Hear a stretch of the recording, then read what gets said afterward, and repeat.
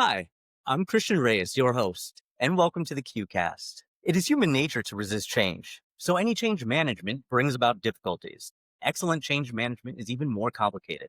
Over the next 20 minutes, we will talk through a practical guide to driving good change management. Joining us today is Matt Kroll. Matt is the president of Chalmers Street Consulting, seasoned industrial engineer with a sharp eye for operational strategy and process improvement, a certified mastermind black belt with an MBA from the Booth School of Business that brings both analytical rigor and practical insight to the challenges of organizational change. Through Chalmers Street, he's making continuous improvement accessible to organizations of all sizes, empowering teams to turn aspiration into execution. Matt, thank you so much for joining us today. Thank you for inviting me. Absolutely. Absolutely. I'm excited that we get to do this in person. It's a rare thing nowadays, so I appreciate you coming into the office here. I guess just as a quick hitter, kind of cold open, what's one change lesson that you had to learn the hard way early on in your career? Jeez. Let's see. One change lesson. I would say including the right people at the early stages of making a change. I'm trying to think of a specific example. I probably have multiple, but it was something, over and over again. You forget little things. And when you don't have the right people in the room, you miss those little things. And then you regret it when you get into implementation. So that was definitely a learning and something I try and remind myself over and over again when I make change. Absolutely. Absolutely. The people involved are, as we'll get into in a lot more detail, extremely important. For sure. Big part of that equation. Mm. So to kind of ground this in reality, quality teams, they don't resist change. They resist confusion, risk, and rework. Where have you seen most change control? Where do you see most QMS and operational excellence changes most often stall? SOPs, handoffs, metrics? All those things can be places where change stalls. I often see the problem that when a company is going through, or organization is going through a change, they underestimate the effort required and they overload the people that are trying to make the change in such a way that that change that you're trying to make, if it's a QMS deployment, it's kind of towards the bottom of their priority list. So it's always getting pushed down. We'll get to that. We'll get to that. That meeting that we have once a week, only half the people attend because they're being pulled off into something else. So I think it's an underestimation of the effort. And I would say that is a problem in planning. Right? So it's not thinking through fully what all this is going to take. And some of those minor, back to the small details always get us.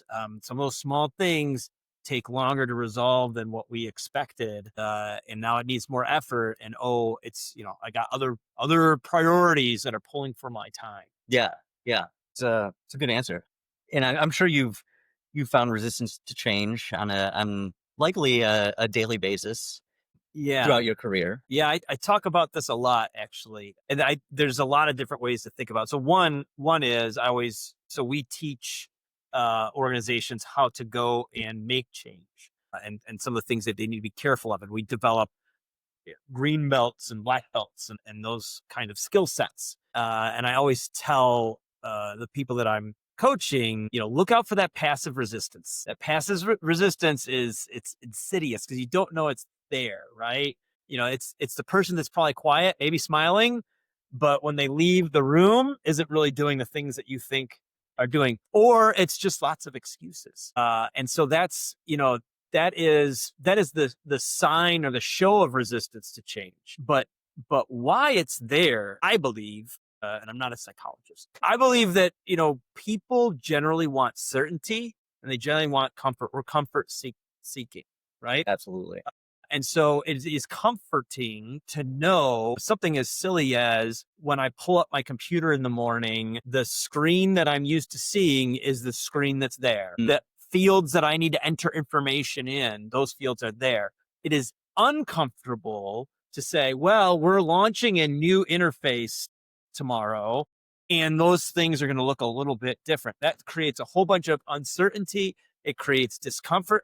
People don't like it. And I think that it's an emotional response to change, and people can be upfront with that, or they can kind of hide it. And that's the passive resistance. That makes sense. I've not heard of passive resistance before, but Yes. I can absolutely see how it's a bit more insidious because Yes. it's you're Oh, what you're fighting. it's not on the sleeve. You're not yeah, exactly. If I know what I'm up against, I can go work on that. If I don't know that it's there, and that's kind of back to your original question, which was, what are the core things I learned early in my career? It was look out for that. You got to be hyper aware of where different kinds of resistance are occurring. And I need to address those in different ways, right? Yeah, absolutely. It's the emotional reaction to change is something that I think is pretty important here because, like you said, that's kind of most people's knee-jerk reaction is kind of that emotional resistance to change. But do you have any like what signals do you look for in terms of being able to define resistance as either emotional or rational, if you will? That's really interesting. So I definitely subscribe to the idea that ultimately everything we do is emotional. We can rationalize backwards, or we can rationalize that emotion. So I think it's almost always emotional. The question is, am I able to get someone maybe beyond an irrational fear, right? Irrational fear to a rational, maybe expectation or, aspiration of what the future could be, like seeing something positive. And the way I go look for those things is, and anytime we're trying to engage with a client and help them drive change in their organization, we say you need to do a lot of changes, right? You got to go find places, things to go fix. There's lots of stuff broken. Trust me, right? I've been doing this for a long time. There's stuff broken. Okay. And so people need to be out there fixing. That will expose that fixing process, that seeing and solving.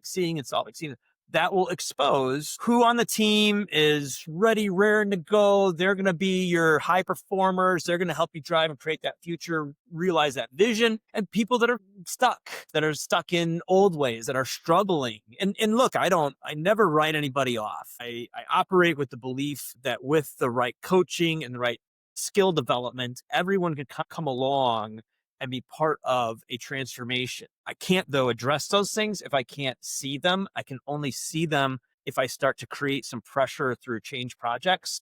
And then I start looking for the signs. Who's engaged in the meeting? Who's jumping on board?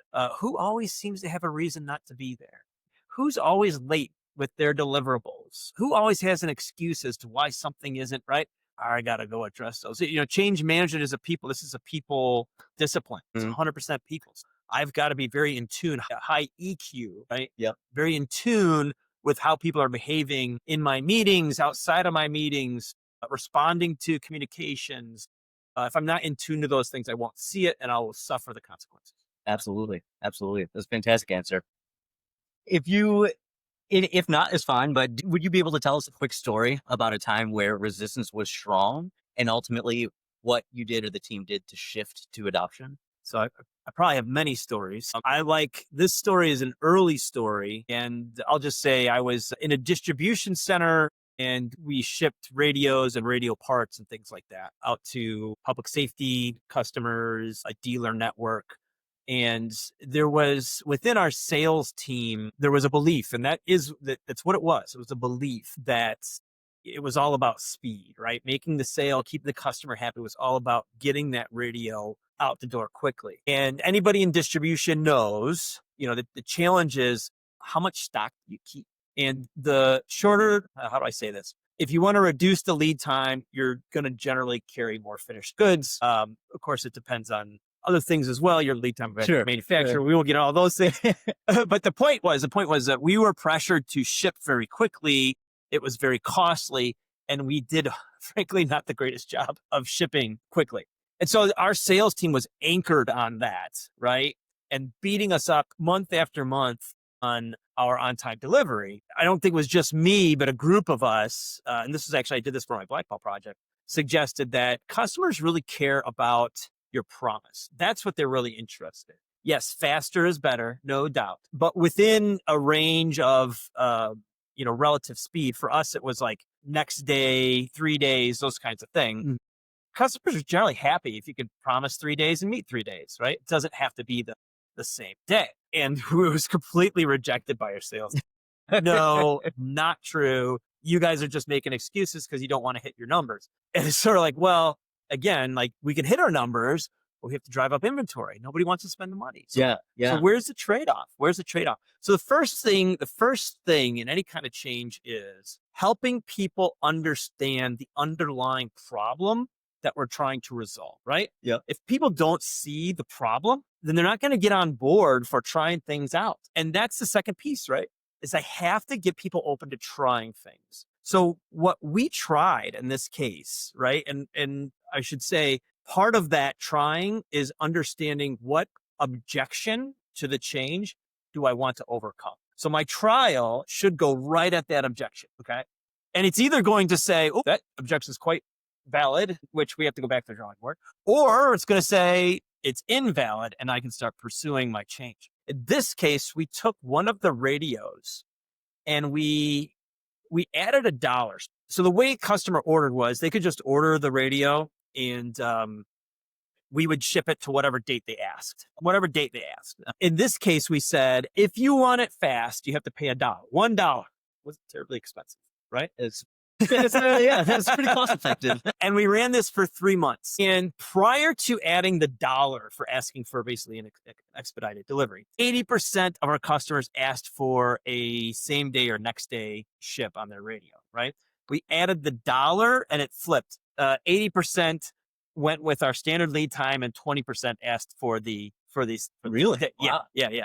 We put those numbers up in front of our executives, right? Mhm. Along with the pain of what was really going to need to happen if you really wanted to hit that kind of lead time that changed people's minds. I love that one because I actually changed jobs shortly afterwards.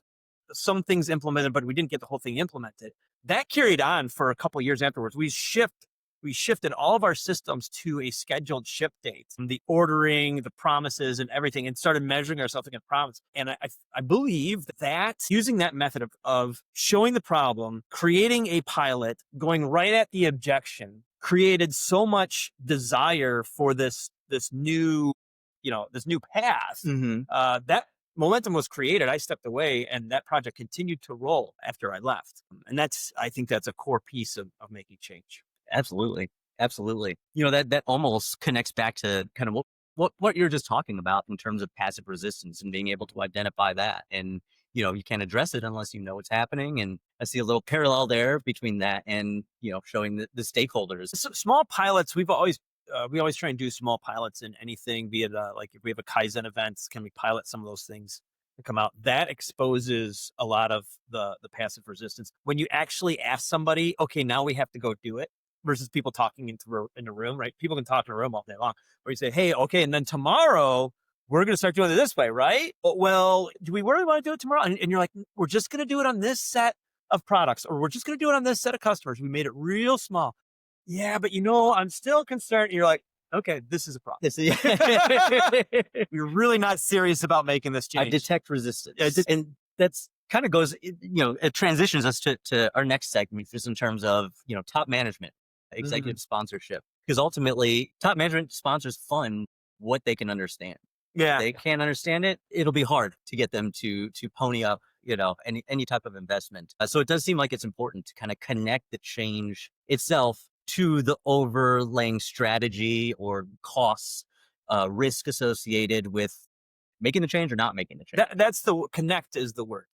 If I know I have a very pragmatic leader, I know it's going to come down to numbers. It's going to come down to costs and benefits, proving out the ROI. They're going to nitpick, right? Again, you're back to, some kind of pilot so you can collect your data and use your data to say, hey, we tried this and here's what happened. Right back to that, that story, being able to show, I don't remember if it was exactly 80%, but we showed the percentage flip-flop from wanting same day to taking the standard lead time, and that percentage that got a lot of people on board. But other leaders too, right? Because even in that case, there was arguments around, well, but this is a strategic, blah, blah, blah.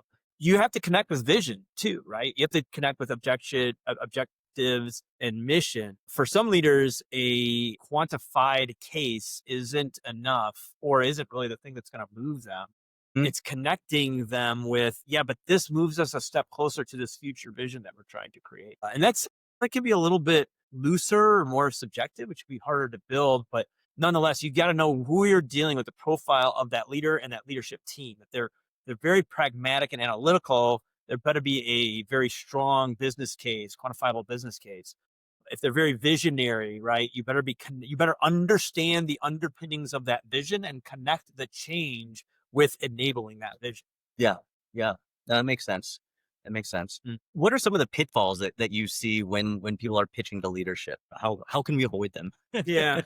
Probably what I see the most is overpromising. Anything that we do, this was really hard for me to accept early in my career, especially, I worked at Motorola and I went on the Six Sigma track, right? And, that I felt like maybe I interpreted it wrong, but I always felt like Six Sigma was like perfection, getting everything to be perfect, right? You're creating these models of how things work, and that avoids mistakes. Probably, I don't know. I'm sure it was 5 years of doing process change over and over again. I'm like, gosh, there's either something wrong with me or there's something wrong with that theory. And of course, lean really comes at it as a different aspect. And agile, for anyone that's on the software side, right? Fail fast. Like you're accepting failure, and it's not necessarily that we're accepting failure, but we recognize that when we try something new, there's likely going to be problems.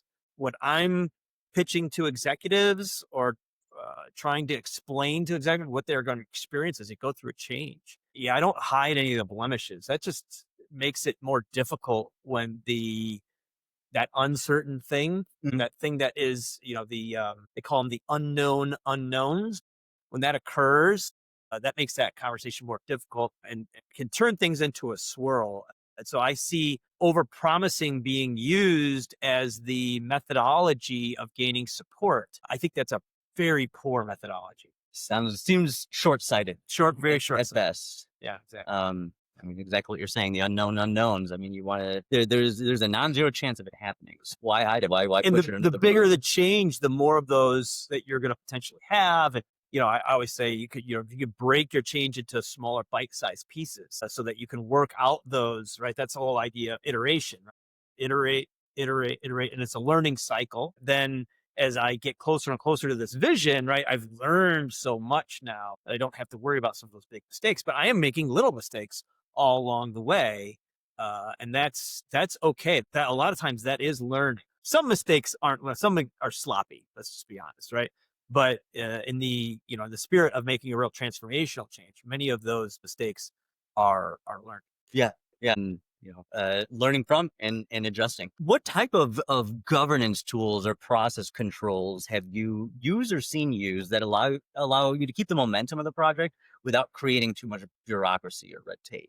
Yeah. So, I don't know if this is a popular view or not, but I'm full in on DMAIC: define, measure, analyze, improve, control. That's what I learned. I apply it in everything that we as Chalmers Street do, or plan, do, check it. Sure. And I have nuanced reasons why I use one or the other, but I believe that, I wouldn't have started Chalmers Street Consulting and gone out and taught these things to people the way we have if I wasn't full believer that formalized structured problem solving is the only way to really create performance excellence and be sure that you're going to get the kind of change, a successful change that you need. And I'll try not to bore you too much, but no, but define means that I have a clear charter, right? And it's not just words on paper. It's an understanding and agreement between the leadership, the executive leadership, and the team of people that have to execute on it, right? Mm-hmm. It's easy enough for executive leadership to say, I want, okay? But taking what they want and translating into something that frontline or middle management, which is so crucial to all these kinds of changes, can actually deliver on. And getting that clear and aligned and on paper. Gosh, I throw out different numbers, but I think it's like half of your success right there. It's like a problem well defined, a problem half solved. Yeah. And a charter, a well done charter, not just words on paper, but true alignment, gets you there, right? Define, measure, understanding the current state, understanding what's currently going on. And it's funny, it's still, even after all these years of us really exploring and understanding formalized problem solving, I still get, do we really have to go and do? Everything's going to be different, Matt. Why do we have to understand current state? Because when you make the change from here to there, you need to know what the heck is changing, right? And I want some quantification so I actually know if what I've changed to is better. Okay. Just because I've successfully changed doesn't mean I've created an outcome that's better. Understanding current state, taking measures, visualizing all the things that we do as human beings that sometimes are hard to see, right? In process maps and cause and effect diagrams, all those tools, super powerful. Analyze, recognizing that we often operate from a world of symptoms, right? The thing on the surface that we see, the pain that we feel, but not understanding the underlying root cause of those things because we haven't asked why enough. Simple 5 whys, right? Pareto diagrams, things that help us to drill in deep and have deep understanding. Improve, right? Recognizing that there's more than one solution to a problem, that I should test that out. And control, creating the sustainable management framework around that thing that I've changed. Some of the most painful changes that I have implemented are the ones that have unraveled, right? That you got into place, that you made the change, you ask 2 or 3 months later and people went back to the old way. Why? Why did they go back to the old way? Well, it's on me, right? That's something that I missed in training, in validating that this change was actually, beneficial, that people could do it, right? So maybe a little more than training there, that it's simple. Those can be quite painful. The other side, though, is that change that I made, and I come back 3 years later, right? And it's still all there, and you're like, wow, that really worked. Control, getting it into the manufacturing structure or the operational management structure of the organization. So define, measure, analyze. That's my workhorse engine for change. That's the go-to. It's a go-to. Well, it's I appreciate the explanation. You didn't know you were coming to class. I did, but I'm here for it. I can't help it. Sign me up. Sign me up. All right. Change 101. Going back just a couple minutes to something you said earlier, why is middle management so pivotal for change control? Yeah, because I can answer it in like 4 or 5 different ways. What first comes to mind, most obvious, is they're the ones really directing the folks that are going to have to do this, right? If you think of frontline management, and if you have let's say a lower skill workforce, right, doing some more repetitive type tasks, they're very used to being directed. Like, hey, here's the plan, follow this, here's the instructions, right? As you get up into middle management, right, they're the ones providing the direction. If they're not aligned with the executive vision, right, if they're fearful, I'm going to lose my job. This is what, this knowledge that I have is what everything, what keeps my job secure, back to that uncertainty, right? That discomfort. You're going to have passive resistance. They're not going to follow through. It is very hard. We say, go to the Gemba, right? We say, go see the work happening. So in theory, right, our executives should go out and see that change is taking place. But the reality is, especially when you talk about larger companies and larger changes, very hard for them to get to see all the time to make sure that those middle managers are following the new directive and pushing that on to the folks below them, right? So that's the biggest one. But there's a second one in there too that I think is really important, especially in the larger companies or larger mid-sized companies, is middle managers usually some kind of specialist, right? Like when a company starts to grow to the extent that it has middle management, it has a call center person, and that person knows all the ins and outs of the call center. And actually, because we've worked in these places, then it has a call center person who just knows these types of clients and those kind of products. And they know how that change is going to affect those products and those types of clients better than anybody else in the company, right?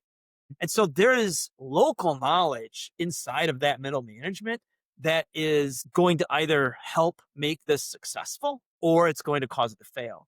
And it may not even be, in the case of passive resistance, right, a problem of the person doesn't want to do it, right? It could truly be that when we were coming up with this new way of entering client information, we didn't think about this subset of customers and those products that they use. And oh my gosh, it doesn't work for them. And only that middle manager knows it. So that person we better be talking to them. Yeah. Right. Yeah. And so that's why I say there's multiple reasons why middle management is so important. Those are certainly 2 that jump to my mind. That's very thorough, but both No problem. both very good points. What tools help managers translate a corporate initiative into local constraints and Yeah. KPIs? I think there's different levels of the tool. So we use schematics. We call them, I think we call critical to quality trees. There's a lot of different names from, but basically think of a tree diagram, where you're taking kind of a high level mission or vision and you're breaking that down into different functions and what it means at those functions. The lean tool that is used the most and we've used is called Hoshin Conry. And they have a method called catchball. And the leader writes down what they want done and they hand it to you, who's maybe the sales leader, and say, hey, take what I've said that we're trying to achieve, right?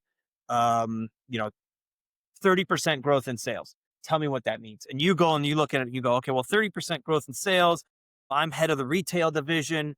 So I'm going to go chase these 3 retail clients because I think they have the most opportunity. And so I'm going to write down now what 30% growth in sales means to me in my function. And then I hand that back up to the leader and they go, yeah, that makes sense. Or they go, what? This isn't what I was thinking at all. And they call it catchball because you're throwing it back and forth until you get that alignment. Alignment is, it's another iterative thing that has to be tested. And I think you really got to write it down. You got to write it down. When people write things down, it forces you to kind of engage a different level of specificity in what you're going to go do. And by capturing that different level of specificity, I can now pass it off as a communication device up to someone else. And they can go, yeah, that's what I was thinking. Or they can go, gosh, we really aren't on the same page, which is highly valuable before you get, 2-3 months into the year and realize something's not going the way we thought. Yeah. Now, outside of we've talked about top management, talked about middle management, but at the end of the day, the end users are the frontline folks. Yep. Are the ones that are living the change. Yep. So if you involve the end users early on, ideally adoption just becomes an outcome of design, rather than like a separate rollout or like separate training piece to it.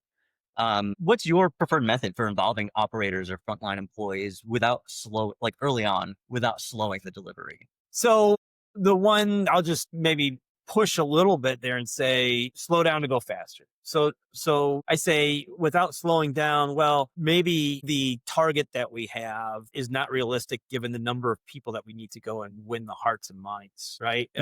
Because if I go fast, but I run off the rails, but with that said, I really need to think about kind of like what I was saying earlier, who's impacted. So, thinking about a change in terms of who's the customer of the change, who's touching different parts of the change, who's the supplier of the change, like thinking of that and giving yourself a list of who's people. And names, and then determining what level of communication that you need with them, right? Change management is heavily a communication. It's a people discipline, it's a communication discipline. And so I have to be thinking about how I'm communicating to them. There's some people that I am going to just tell, like, here's what we're doing so that but there's people that and again, if I understand suppliers, people inside, customers, right, I'm going to involve some of those people more closely to say, how are you impacted by that? And that's where we use like Kaizen events, pilots, different things so that we can kind of test out the impact on those folks. But having them involved all the way through from the point of the charter, right? Going back to DMAIC, that charter, part of the charter is stakeholders and team members, because I want to think about, again, who needs to be involved in the ideation. Are there influencers in the company that I better get on board now? Not because of their specific role in the hierarchy, but because they are super influential, right? Or they have some really important customer relationships. And gosh, I want to know what they have to say. And frankly, if they're part of this, that's the beauty of good change management. If I involve the right folks, it's not my solution, it's not my idea, it's theirs.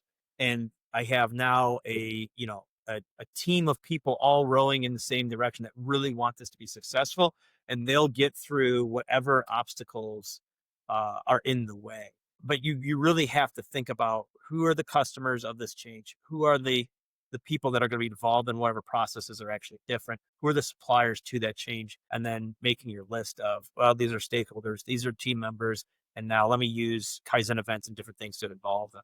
Sure, sure. Writing down a veritable who's who. It is, I mean, and bigger, smaller changes, it might be 4 or 5 people. Sure. Bigger changes though that we've run, 50 people, not at all unusual, right? To have a list of 50 people and with their different functions and how they might be involved. And if it's, if we're talking a large enough benefit, the work, back to kind of like, I might have to slow down to go faster. The work and effort to make sure all those people are on board, it's going to pay off. It's going to pay off because I will go faster, right? Once I have that on mind, if I've got a whole bunch of people rowing in the same direction, that boat's going to go a lot faster than if 2 people are rowing the opposite of everyone else. Yeah. Even if they started a day before. And frankly, it only takes one. That is very true. Where do you see training help versus where is it a kind of a red herring in terms of the workflow design and aiding someone doing their job? But I don't know if I would never see, if you're saying red herring from the standpoint of whenever we have a problem, we always say it's training. Oh, the person wasn't trained, right? Or worse, we say, oh, it's common sense. That was common sense. But my general perspective is most organizations don't train enough. Okay. They don't invest. Like you read the Toyota books, like Toyota spends a ton of time training. They have whole production lines that are set up just for experimentation and training. One of the coolest things that I did, I worked with McDonald's to look at the speed of their coffee making machines. And they have a technology center that just allows people to go and experiment and try to train, right? They take training very, very seriously. You can see that in a lot of great companies. They take training very, very seriously. So I don't think we spend enough time in training. And I believe it's because we talk about it in terms of training. It's not. It's what skill is lacking, right? Is it a communication skill? Is it a coordination skill? What is the skill that is lacking? And then what is the best way to teach someone that skill? That's what we mean by training, not a bunch of people sitting in a room getting lectured about, the new software upgrade that's coming next week. No. Hands-on, really understanding, a coach checking, right? Good training is a coach mentor relationship, not a lecture forum. And so I think it's only a red herring because we don't think about it in the proper way. And then we don't do enough of it. Yeah. That's a great answer. Thank you. And I do appreciate what you said to the question before that, just in terms of slow is smooth, smooth is fast. Yes, there we go. Exactly. I like that. That's great. I'm going to borrow that one. Absolutely. I know that we're kind of running up on time here, Sure. so just kind of fast forward a little bit here. Sure. But for a quality or operational excellence change, what are 3 to 5 measures that prove behavior change in value realization? That prove behavior change. I mean, so initially, kind of as you were asking that, my thinking is always, I want to go to, kind of bottom line, the lagging measures, frankly. Are my financials getting better? Is my quality getting better? Is my on-time delivery getting better? And I'm more efficient.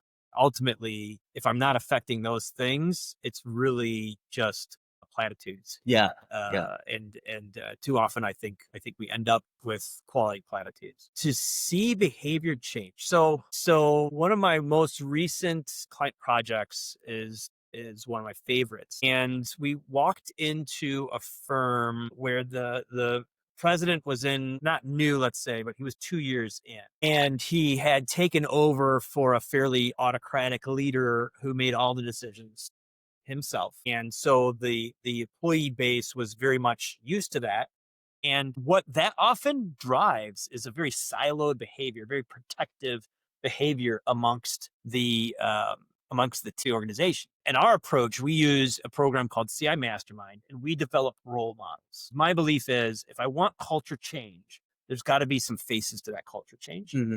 And if I've got role models that talk the way you and I are talking right now about process and change, and they are, they are recognized by the leadership as, really helping or being leaders of the company. I guess there's no other way to say it. Then other people start to follow along. So we put these folks, right?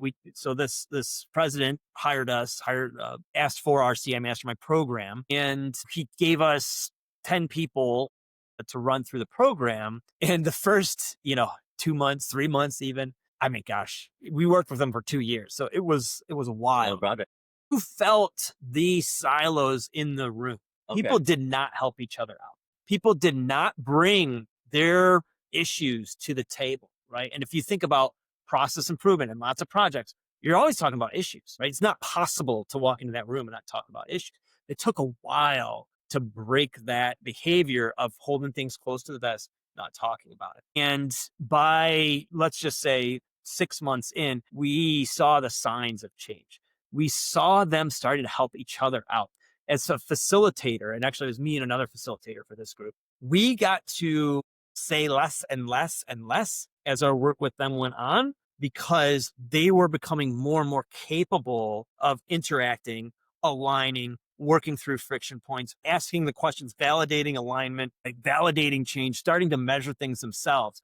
So when you say, what are the behaviors I look for collaboration. If I see good collaboration, and if I see people that can call each other out without becoming a argument, let's say constructive, right? Constructive feedback. I know I've got an organization that can drive change, and that is changing, right? In a very positive performance excellence way. Yeah, absolutely. I feel like that's a great place to leave off. There's a very salient points, as was much of this conversation. Well, Matt, thank you very much. We really appreciate you coming on and sharing your wisdom with us. Where can folks find you in Chalmers Street? Yeah. So first, thanks for having me and giving me the opportunity. If you can't tell, I love talking about this. And so it is what I do. I mean, it's part of what I do. Like, we really do set out to make these concepts accessible at all levels. And you can hear me in the, I guess I would say, in trying to achieve that.